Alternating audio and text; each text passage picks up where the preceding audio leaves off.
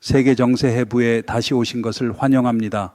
저는 전재현입니다. 청취자 여러분, 10월 18일 국제 언론은 일본 외무성 아시아 대양주 국장 가나이 마사키와 중국 외교부 아시아 국장 류 컹퉁이 회담을 마친 뒤 촬영된 짧은 영상을 공개했습니다. 두 사람은 베이징에서 최근 대만 문제와 관련해 양측의 발언으로 불거진 논쟁을 수습하기 위해 만났지만 회담은 의미 있는 진전을 전혀 이루지 못했습니다. 말하자면 예의상 만남, 결과는 제자리였지요. 이 영상에서 눈에 띄는 것은 일본 외교관 가나이의 일본식 단정하고 공손한 자세입니다. 반면 중국 외교관 어류 컹퉁은 국제 외교 의전의 기준과는 다소 다른 이른바 메이드 인 차이나 풍의 태도를 보였습니다. 가나이는 정장 차림으로 상대를 마주보고 두 손을 곧게 내려 가볍게 고개를 숙였고, 류 컹퉁은 중산복감 차림으로 몸은 정면을 향한 채 두 손을 바지 주머니에 넣고 얼굴만 돌려 오 가나이를 위아래로 훑어보듯 응시했습니다. 마치 동일한 급의 두 외교관이 아니라 윗사람이 아랫사람의 하급 보고를 너그럽게 들어주는 듯한 장면이었지요. 이어서 두 사람이 앞으로 이동할 때도 가나이는 외교관의 규범을 지킨 반면 류 컹퉁이은 턱을 치켜들고 두 손을 뒤에 모은 채 성큼성큼 앞서 걸었습니다. 한마디로 몸짓이 말보다 큰 외교, 무대 위 제스처가 화면을 채웠습니다. 30초도 채 안 되는 이 영상은 순식간에 소셜미디어의 논란을 불붙였습니다. 베이징의 전랑산랑 외교는 새삼스러울 것도 없지요. 그러나 그 뒤에 깔린 의도는 무엇일까요? 베이징이 우위에 서 있다는 과시일까요? 아니면 누군가의 계산된 덫에 스스로 발을 들인 걸까요? 오늘 함께 짚어보겠습니다. 우선 이런 질문이 떠오릅니다. 혹시 도쿄가 베이징의 예측 가능한 반응을 역이용해 한 수 앞선 장치를 깔아둔 것은 아닐까? 시험지의 정답 칸을 미리 표시해 둔 것처럼요. 이야기의 출발점은 일본 총리 다카이치 사네가 11월 7일 국회에서 한 연설입니다. 다카이치 총리는 중국이 대만을 공격한다면 일본의 국가 존망을 위협하는 상황으로 간주될 것이며 도쿄는 군사적 대응을 발동할 수 있다. 즉 대만이 공격받을 경우 군사적 지원 가능성을 시사했습니다. 중국은 즉각 강하게 반발했습니다.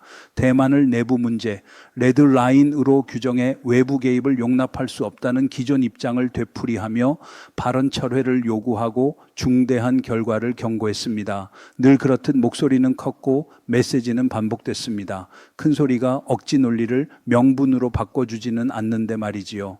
다카이치 연설 직후 오사카 주재 중국 총영사 유 쉐젠 설검 이 플랫폼 이탐 X냐에 노골적인 협박성 게시물을 올렸습니다. 더럽게 끼어드는 모근 주저 없이 잘라내야 한다.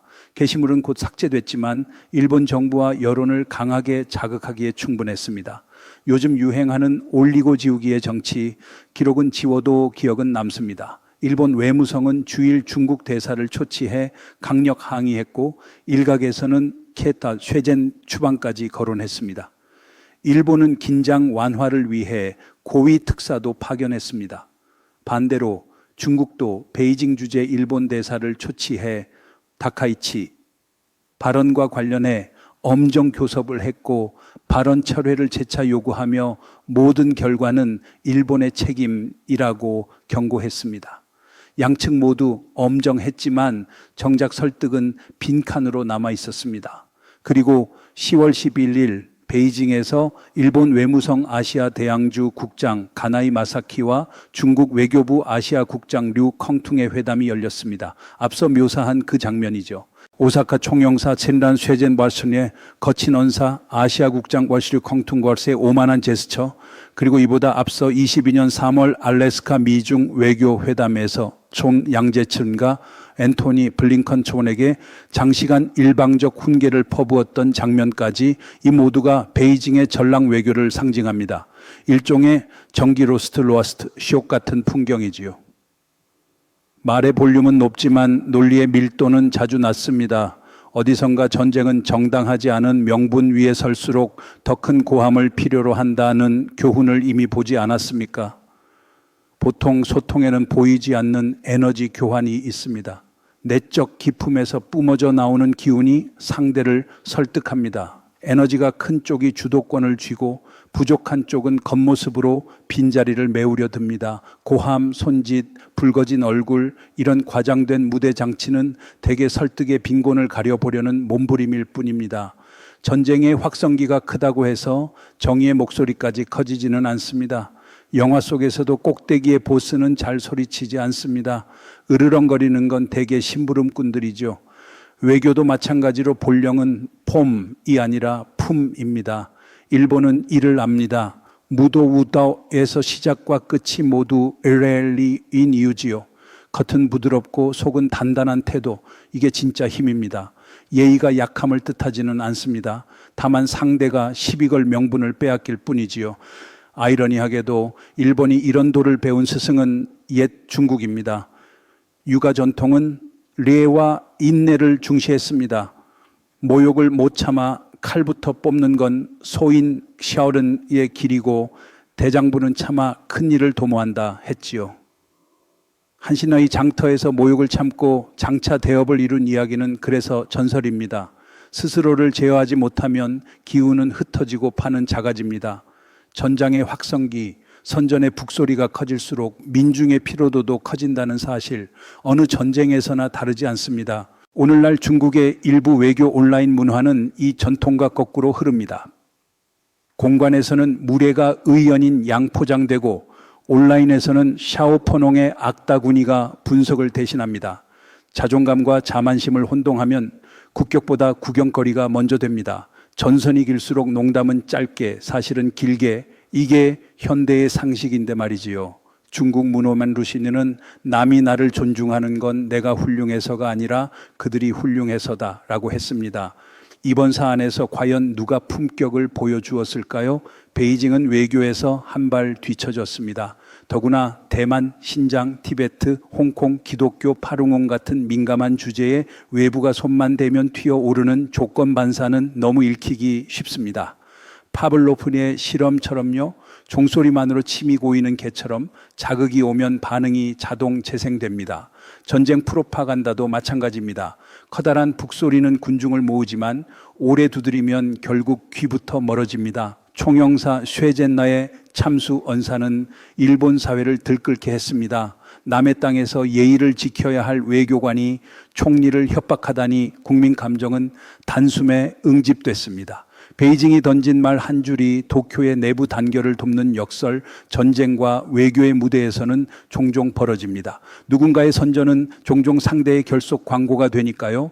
베이징 회담에서 류컹퉁의 태도는 일본 언론의 무례로 비쳤고 분노는 더 커졌습니다. 정작 도쿄가 기대했을 결과일 수도 있습니다. 명분과 민심의 고지, 그 자리는 말이 아니라 태도가 만드는 법입니다. 옛 베트남의 사이통이 오만을 떨다 지는 광의 경문에 군민이 결집했듯 오만은 자주 상대의 동원 연설문이 됩니다. 스스로 고도를 올려주는 친절한 적, 외교에서는 최고의 동맹이지요. 이런 배경에서 일본의 재무장은 더 큰 호응을 얻었습니다. 최근 여론조사에서 다카이치 내각 지지율은 70%를 넘었다 하고 국방비 증액에도 60% 이상이 동의했습니다. 11월 16일 중국 해경 간내 척간이 일본 영해를 침범한 사건, 11월 18일부터 11월 25일까지 황해에서의 실사격 훈련 계획 등은 일본 정부가 자위의 끈을 풀 명분이 됐습니다. 상대가 밀면 국내 지지율은 더 멀리 나갑니다. 이 패턴은 어느 전쟁의 정치에서도 익숙하지요. 이는 일본 안보 전략의 큰 전환점입니다. 소위 미핵 3원칙 한가운데 핵무기의 반입 금지 원칙 조정 논의가 시작됐습니다. 소유도 생산도 하지 않되 억지력을 강화하기 위해 동맹국 미국의 전개의 문을 여는 선택지 완곡하지만 분명한 시그널입니다. 상대의 오판 비용을 올리겠다는 뜻이니까요. 정의로운 억지는 요란하지 않습니다. 대신 계산은 매우 분명하지요. 국제 무대에서 일본은 명분과 지지를 얻고 미국, 한국, 아세안과의 연대를 강화하며 베이징의 긴장 완화와 국제 규범 준수를 압박하고 있습니다. 베이징은 수싸움에서도 뒤를 밟히는 형국입니다. 장기판에서 제일 큰 소리는 흔히 가장 나쁜 수에서 나옵니다. 어쩌면 다카이치 내각은 베이징에 감사해야 할지도 모릅니다. 하려던 일을 추진할 촉매가 돼 주었으니까요. 물론 도쿄가 처음부터 이런 반응을 노린 장치를 깔아둔 것일 수도 있습니다. 상대의 예측 가능한 고함은 종종 최고의 배경음악이 되니까요. 중국의 외교적 고함에도 계산은 있습니다. 대외 협박 못지않게 대내용 선전, 특히 반일 정서를 자극해 정권의 정당성을 결속하려는 노림수지요. 중국에서는 대부분의 집회가 금지되지만 반일 시위만큼은 예외였던 역사가 있었습니다. 이륙은 빠르지만 착륙은 거친 선동, 결국 가장 큰 비용은 평범한 사람들이 냅니다. 어느 전쟁이나 같은 결말입니다. 이번에 중국 외교부는 11월 14일 밤 갑작스레 일본 여행 자제 경보를 냈습니다. 일본이 대만 해협과 관련해 최근 내놓은 발언을 이유로 상당한 위험을 경고했지요. 다음 날 11월 15일 일본의 기하라 미노루 관방장관은 중국에 항해 서한을 보내 사태를 키우지 말 것을 요구했습니다. 하지만 일본을 다녀온이라면 압니다. 일본은 세계에서 가장 안전한 지역 가운데 하나입니다. 도쿄, 오사카는 각종 글로벌 안전 지수에서 늘 상위권이지요. 반대로 중국 내 일본인의 안전은 더 자주 위협받았습니다.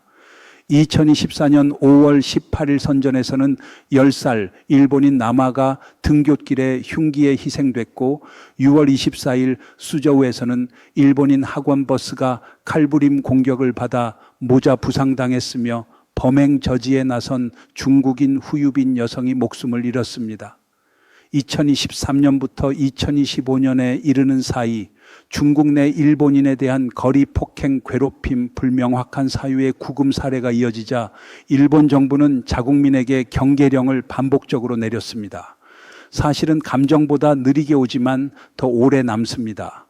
그래서 일본 대사관은 이번에도 중국 내 자국민에게 주변 경계를 당부하는 공지를 냈습니다. 아이와 동행할 때 특히 조심하라고요. 사람을 지키기 위한 경보는 선전용 경고와 다릅니다. 목적이 다르면 말의 무게도 달라집니다. 흥미롭게도 베이징의 여행 자제 경보는 일본 내에서 속 시원하다는 반응을 불렀습니다. 중국 단체 관광에 소음과 무질서에 지친 이들이 많았거든요. 나라. 공원의 사슴들도 고요한 일상을 잠시 되찾을 수 있겠다며 농담이 오갔습니다. 물론 판매자와 면세점은 좀 우울했겠지만요. 전쟁의 확성기와 관광의 확성기는 서로 다른데 둘 다 조용할수록 생활은 편안해집니다. 하지만 중국 여행자들은 크게 개의치 않는 듯합니다. 11월 16일 더 타임스가 아사히 신문화를 인용한 보도에 따르면 상하이 푸둥 공항에서 만난 여행객들은 정부 경보를 알지만 정치에는 관심 없다며 예정대로 일본으로 떠났습니다. 항공사들도 변경 환불을 무료로 열어두었습니다. 구호는 구호대로, 항공권은 항공권대로 이런 간극은 어디서나 발생합니다. 전쟁에서도 구호는 크고 귀환 열차는 조용하지요. 결론적으로 다카이치 파무의 존망 위기 언급부터 가나이 마사키와의 절도 있는 태도, 류컹퉁관의 오만한 제스처에 이르기까지 도쿄가 의도했든 아니든 이번 국면에서 일본 정부는 오싸우지 않고 얻는 승리, 즉 민심과 명분의 고지를 점했습니다. 반면 베이징은 공을 들여 스캔들을 만들었지만 국제사회의 냉소와 자국민의 무관심만 되돌려 받았습니다. 전쟁이 부당할수록 선전은 커지고 선전이 커질수록 사람들은 더 빨리 고개를 돌립니다. 불의한 전쟁의 반복에서 배운 씁쓸한 상식이지요. 요미우리 신문과 제1일 해상보안본부 나하 제11 광구에 따르면 11월 16일 10시 14분부터 10시 30분 사이 중국 해경에 척이 포를 장착한 채 일본 이시가키시 미나미코지마 영해에 진입했습니다. 예전처럼 회색지대 교란이 아니라 영해 안으로 무장 진입입니다. 남의 집 거실에 총 들고 앉는 격이지요. 그 시각 일본 해상자위대 공식 계정은 실사격 대잠 헬기 무장 훈련 영상을 올리며 함정은 자리 잡았고 무기는 준비됐으며 전술 계획은 가동 중, 모든 준비 완료라는 의미의 영어 문구를 덧붙였습니다. 쉽게 말해 한 발짝 더 오면 바다가 얼음장처럼 차가워질 것이라는 경고였지요. 오랜 자제 끝에 나온 직설 말 대신 화면이 설명했습니다. 이틀 뒤 10월 8일 일본 특사 가나이 마사키는 베이징을 찾아 사과하러 간 것도 흥정하러 간 것도 아닌 통보하러 갔다가 곧 돌아왔습니다. NHK 보도에 따르면 일본은 4가지를 명확히 전했습니다. 첫째, 오사카 총영사의 총리 협박 발언은 국제 외교에서 테러 위협에 준하는 것으로 강력 규탄하며 중국의 엄정한 조치를 요구한다. 둘째, 최근 베이징이 낸 일본 여행 경보는 허위성이 있으므로 철회하라. 셋째, 중국 내 일본인의 안전을 보장하라. 넷째, 대만에 대한 일본의 기존 입장은 변함없으며 중국의 왜곡 주장을 반박한다. 모태기 장관도 설명에 동참했고 일본과 국제 언론이 폭넓게 전했습니다. 짧게 분명하게 오해의 여지를 남기지 않는 화법 전쟁과 외교가 떠들수록 메시지는 응축돼야 합니다. 베이징은 당혹했을 것입니다. 이전 정부들처럼 유화적 하향 안정을 기대했겠지만 이번 일본은 말은 적고 태도는 단언했습니다. 정부는 일사불란, 총리는 지지 확장, 국민은 결속 강화. 대만 문제는 이번에 분명해졌습니다. 전략적 모호함도 경제 이익을 위한 어정쩡함도 없습니다. 대만이 무너지면 일본도 없습니다. 일본이 무너지면 미국의 인도 태평양 전략도 흔들리고 베이징의 제2도 디에르다오 사슬본 진출은 가속화될 겁니다. 대만 뒤에는 일본 뒤에는 미국이 서 있습니다. 이 전선은 구호로 밀 수 있는 전선이 아닙니다. 일본은 또 하고 나서 말하는 나라입니다. 사무라이가 칼을 뽑은 뒤에는 말이 아니라 결과가 남습니다. 확성기의 시대에 결과는 여전히 가장 큰 소리입니다. 오늘 콤 세계정세하의 부분은 여기서 마치겠습니다. 여러분의 의견을 기다립니다. 감사합니다. 다음에 뵙겠습니다.